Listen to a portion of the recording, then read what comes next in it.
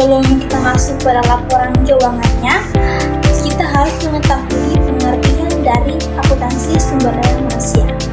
Jadi, akuntansi sumber daya manusia adalah proses mengidentifikasi, mengukur, dan melaporkan informasi tentang nilai ekonomi yang dihasilkan sumber daya manusia organisasi.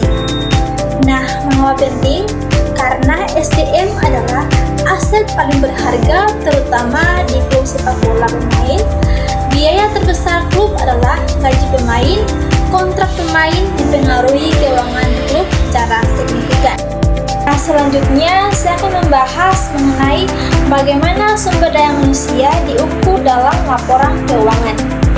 Nah, yang pertama itu biaya SDM atau cost of wage, yang dimana yang diukur dan disajikan ada gaji, bonus, tunjangan sosial, biaya pelatihan, provisi kompensasi. Nah, semuanya ini masuk ke laporan laba rugi. Sedangkan pada nilai kontraktual pemain atau capital asset cost, yang dimana hak kontrak pemain diakui sebagai aset tak berwujud, dicatat sebesar biaya perolehan atau bisa disebut dengan transfer fee. Diamortisasi selama masa kontrak atau mirip penyusutan.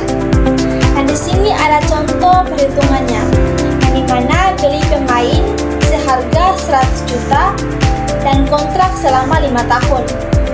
Diamortisasi 20 juta per tahun. Ini adalah bentuk pengukuran SDM atau sumber daya manusia paling jelas di industri sepak bola. Nah, selanjutnya saya akan membahas mengenai di mana sumber daya manusia atau SDM disajikan dalam laporan keuangan klub Barcelona. Nah, dalam laporan keuangan, sumber daya manusia tidak disajikan sebagai aset karena tidak memenuhi definisi aset IFRS.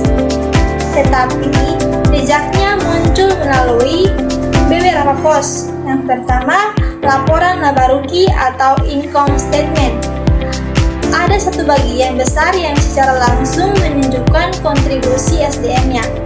Yang pertama, personal expenses atau beban kepegawaian. Nah, yang terdiri dari gaji pemain dan pelatih. Yang kedua, staff kantor manajemen. Dan yang ketiga, BPJS versi Eropa, tunjangan sosial. Yang keempat, cadangan kompensasi atau bonus. Nah, pada laporan keuangan Barcelona tahun 2023 sampai 2024. Nah, personal expenses ini berjumlah 4.071.806.000 atau 471 juta euro. Itu menunjukkan nilai ekonomi SDM dari sisi biaya. Nah, tadi saya sudah membahas mengenai laporan laba ruginya. Sekarang saya membahas mengenai neraca atau balance sheet. Tidak ada human asset, SDM tidak diakui sebagai aset, tetapi muncul dalam bentuk player acquisition rights. Berada di aset tidak lancar sebagai intangible asset. Ini bukan manusianya, tetapi hak kontraktual klub terhadap pemain. Nah, employee benefit obligation muncul pada liabilitas jangka pendek atau bonus tempo, liabilitas jangka panjang atau pesangon tunjangan, provision for personal cost atau cadangan pemain kontrak, bonus performa. Nah, selanjutnya saya akan membahas pengungkapan sumber daya manusia di catatan atas laporan keuangan. Laporan Barcelona memberikan pengungkapan terkait sumber daya manusia dalam beberapa catatan. Catatan 18.3 atau personal expenses menjelaskan di mana ada rincian gaji pemain, rincian gaji staf non-atlet, dan tunjangan sosial atau social security, ketentuan bonus dan provisi. Nah, sedangkan pada catatan 5, depreciation of player acquisition right bukan sumber daya manusia tetapi hak ekonomi atas kontrak pemain.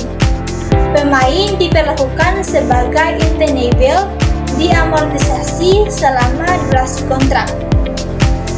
Nah, catatan bonus dan provisi keterangan tentang potensi bonus pemain, cadangan kompensasi, pembayaran transfer. Yang terakhir, saya akan menyimpulkan materi yang sudah saya jelaskan, yang dimana sumber daya manusia tidak dicatat sebagai aset di laporan keuangan, tetapi perannya terlihat melalui beban kepegawaian atau personal expenses, dan hak kontrak pemain yang dicatat sebagai aset tak berwujud. Gaji pemain, staf, bonus, dan tunjangan muncul di laporan laba rugi, sedangkan nilai kontrak pemain dicatat neraca dan diamortisasi selama masa kontrak. Dengan demikian, meski sumber daya manusia tidak diakui sebagai aset manusia, nilai ekonominya tetap tercermin jelas melalui biaya dan kontrak yang diungkapkan dalam catatan laporan keuangan.